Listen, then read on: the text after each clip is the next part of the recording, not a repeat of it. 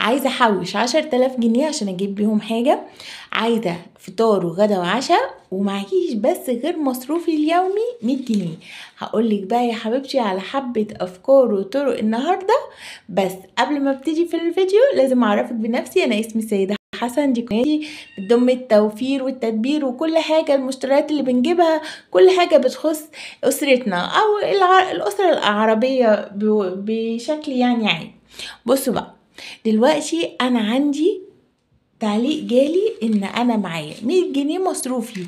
100 جنيه ازاي ادبر منهم ويبقى معايا؟ كلنا نفسنا في حاجات، كلنا نفسنا نشتري حاجات. طيب ازاي بقى يبقى معايا ال10,000 جنيه دي وانا معايا 100 جنيه في اليوم؟ زي ما انا هقولك بقى، تعالي بس قبل ما نبتدي الفيديو ما تنسيش اللايك يا حبيبتي. ليه بقى اللايك؟ هقول لكم. اللايك ده هو اللي بيرفع الفيديو لناس تانية تشوفه، او لو حابة تشيري الفيديو مع اصحابك، جروباتك او حاجتك، براحتك برضو. بس نفسي الفيديو يوصل لناس كتير عشان الافكار دي يعني توصل لاكتر حد فينا، بحيث انها ان شاء الله باذن الله تساعدنا كلنا في بيوتنا. تعالوا بس مع بعض ونشوف لو انا معايا 100 جنيه هعمل بيهم ايه. عندك طريقتين عشان تخلي ال100 جنيه دول يبقوا 10,000 جنيه.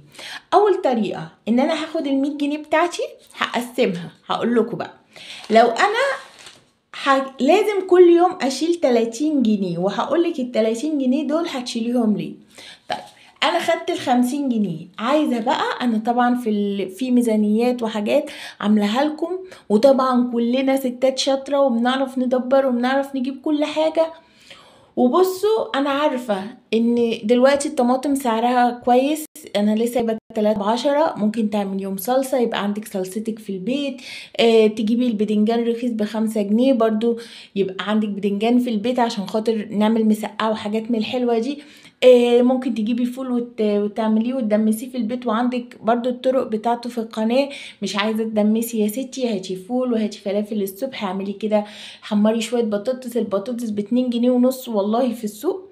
لو جبتي مثلا ب10 جنيه، يعني حاولي ان انتي مثلا هاخد اهو ال100 جنيه بتاعتي، هروح السوق اجيب ب10 جنيه بطاطس، واجيب ب10 جنيه بطاطس دي 4 كيلو، او يا ستي 2 كيلو لو هتجيبي من 5 جنيه، وهتجيبي ب10 جنيه طماطم. خلاص، يبقى انا مثلا اول يوم يا ستي هعمل مسقعه وبطاطس محمره للولاد.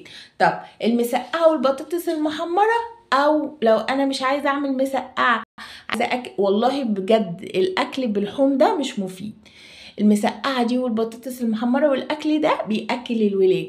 طب انا عايزه احط لهم بروتين، هقوم جايبه 4 بيضات. بصوا ال5 بيضات ب45 جنيه. يعني ايه؟ يعني احنا دلوقتي مثلا ممكن نجيب 5، قولي معايا يا ستي ال5 بيضات هنقول مثلا ب22 جنيه. خلاص، وهجيب الخضرة زائد خضرة ب5 جنيه، ادي كده 27 جنيه الخضرة بتاعتنا. والطماطم احنا قلنا هنجيب ب10 جنيه طماطم وب10 جنيه بطاطس، ادي كده عندنا 10 و10، ادي كده كام؟ 20. 27 و20، ادي كده 47 جنيه. طيب 47 جنيه يعني ال50 جنيه دي هتعملي، بصي بقى، انا مش بعملها صينيه، انت عايزه تعمليها صينيه كبيره عشان تتعشوا منها، خير وبركه. مش عايزه، انا بعملها اقراص في الطاسه، بتقلبيها كده زي ما ماما بتعملها، ربنا يخليها ويديها الصحه. انا بحبها بقى اقراص كده، بعملها اقراص كده صغننه في الطاسه. هبقى اعملها لكم. انا طبعا عامله طريقه العجه كذا مره في القناه، ممكن تشوفيها، اللي هتعجبك جدا جدا. طيب يبقى انا كده صرفت 47. طب الفطار عندك اختيارين، يا اما هتجيبي، انا عايزه اصرف 20 جنيه بس في الفطار، 20 جنيه بس في الايه، في الفطار. طيب يا اما هجيب ب10 جنيه، هجيب ب10 جنيه فول و10 جنيه فلافل. خلاص، وهاكل الولاد، وطبعا هحمر ايه؟ بطاطس. طب انا مش عايزه اعمل فول وفلافل، هتجيبي يا ستي ربع جبنه قريش، وهتعمليه كده بشويه طماطم وفلفل، وهتقومي محمره جنبه بطاطس. يبقى كده اليوم بتاعنا عدى بكام؟ عدى ب70 جنيه، صح؟ هناخد ال30 جنيه دول اول طريقه. يبقى انا كل يوم هحط في الحصاله بتاعتي البرطمان، انتوا فاكرينه اللي انا بحط فيه، هحط 30 جنيه. طيب 30 في 30 يوم هيعملوا كام يا قطتي؟ طبعا انتوا شاطرين، هيعملوا 900 جنيه. طب ال900 جنيه دول لو عملتهم في 12 شهر، ال12 شهر اضربي 900 في 12 يا ستي، اضربي 900 في 10 شهور هيديكي كام؟ هيديكي 10,800 جنيه لو ضربناهم. طب لو في 10 شهور هيدينا 9000 جنيه. 9000 جنيه دول ممكن اجيب بيهم ايه؟ ممكن اجيب سبيكة من الذهب. لو انا عايزه اجيب سبيكه صغيره اللي هي الجرام بتبقى 24، اللي هي العيار 24 بس هي بتبقى جرام، مثلا ممكن تعمل لها 5000 وشويه. السبيكة دي مفيدة جدا ومهمة جدا لانها ولا فيها مصنعية ولا فيها حاجة. عايزة تجيبي حلق صغنن، عايزة تجيبي اي حاجة وتشيليها على جنب شيليها، بس انصحك بالسبيكة الصغيرة. ليه؟ لانها هي زي ما انت بتجيبيها زي ما بتبيعيها، ودهب 24 بيبقى طبعا انتوا عارفين بيبقى اغلى من دهب 21. طيب دي الطريقة الأولى إن أنا هحوش كل يوم 30 جنيه.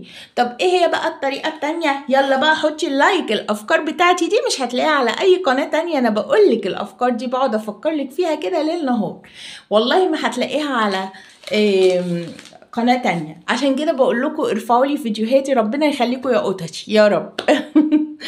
الأفكار بتتسرق يا جماعة. بصوا يا حبايبي، الطريقة التانية يبقى دي الطريقة الأولى ودي الطريقة التانية. الطريقة التانية بقى إن أنا يوم هصرف 100 جنيه واليوم التاني هشيل 100 جنيه. يعني إيه اليوم هصرف 100 جنيه ويوم هشيل 100 جنيه؟ يعني في يوم هجيب فول، هجيب مثلا أكلة، مثلا هجيب ب50 جنيه صدق، وهجيب بطاطس والحاجات اللي احنا قلنا عليها خلاص. وهعمل صينيه بطاطس كبيره جدا جدا هتكفيني على يومين، خلاص اتفقنا. وهقطع فيها صدق، او هجيب رحمه مفرومه ب50 جنيه خلاص، الربع ب50. وهقوم واخده واحدتين من الصدق، هعمل فول بالصلصه عشان افطر الولاد واحمر لهم بطاطس. وطبعا ال50 جنيه اللي احنا قلنا عليها ب10 بطاطس ب10 طماطم ده اساسي معاكي. والفلفل الكيلو ب10، هاتي واعملي مخلل للولاد. اعملي كل حاجتك في بيتك، ما تشتريش حاجه من بره. كل الحاجات في البيت بتبقى طبعا مفيده وصحيه جدا. خلاص يبقى انا دلوقتي هقوم واخده يوم واخده فيه ال100 جنيه صرفاهم وجايبه بيهم اكل يكفيني اليوم التاني.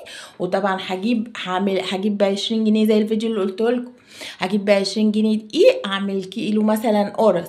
هجيب طبعا خزين البيت، انا بتكلم لو عندي 100 جنيه بصرفها مصروف، لكن الخزين احنا عاملين له ميزانيه تانية يا جماعه عشان ما نضحكش على بعض ونتكلم كلام ايه يبقى كده كذب. لا، احنا ال100 جنيه دي هي المصروف اللي بيبقى معاكي، لكن خزينك موجود في البيت، موجود السمنه، موجود الزيت والسكر والحاجات دي، موجود العيش. انا بتكلم على 100 جنيه الصافي اللي انتي بتاخديها.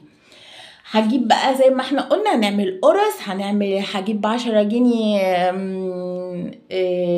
مكرونه شعريه، هجيب ب10 جنيه غلة بليله واعملها للولاد، هجيب كيلو لبن. المهم ان انا يوم هصرف 100 جنيه ويوم هشيل ال100 جنيه.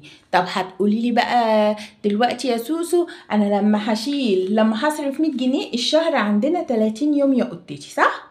طيب ال30 يوم دول في ايام هصرف فيها وفي ايام مش هصرف فيها. نتخيل ان 15 يوم هتصرفي و15 يوم مش هتصرفي المصروف. طب لما اجي اضرب بقى 15 في 30، يلا قطتي اضربي معايا. لا انا اسفه، لما هاجي اضرب 15 في المية اللي احنا شلناها هيديكي 1500 جنيه في الشهر. يبقى انا في 10 شهور بدل ما احوش شهر 10,000 جنيه هحوش 15,000 جنيه. تخيلي بقى لو انت مشيتي على النظام اللي انا بقوله لك ده يا قطتي هتحوشي في 10 شهور 15,000 جنيه. الفكرة دي اقسم بالله ما هتلاقيها على قناة تانية. وارجوكوا ارجوكوا ارجوكوا يلا بقى يعني اعملوا لايكات كتير عشان الفيديو ده يوصل لاصحابنا كلنا. لما انت هتيجي هتوفري المبلغ ده هتصرفي هما 3000 جنيه هنقسمهم على 1500 هنصرفهم و1500 مش هنصرفهم. 1500 جنيه دول لو جيتي شلتيهم في 10 شهور زي ما انا بقولك كده هيعملوا معاكي 15,000 جنيه. مش هتحتاجي بقى تجيبي حاجة بالقسط، كل حاجتك هتبقى معاكي.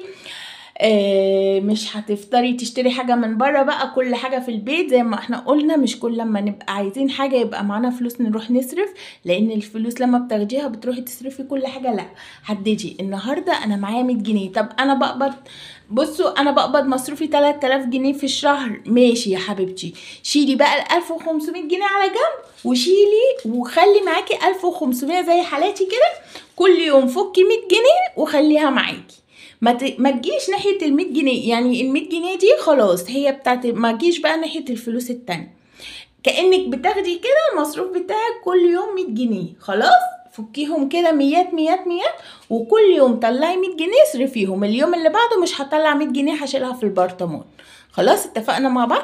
يبقى دي طريقه ودي طريقه. حابه ان انت تصرفي كل يوم زي ما انت زي الطريقه الاولانيه وهتحوشي في ال 12 شهر 10800 براحتك، حابه ان انت تستخدمي الطريقه التانية، والطريقه التانية دي والله احسن لك بكتير بكتير بكتير، برضو هتحوشي ال 15000.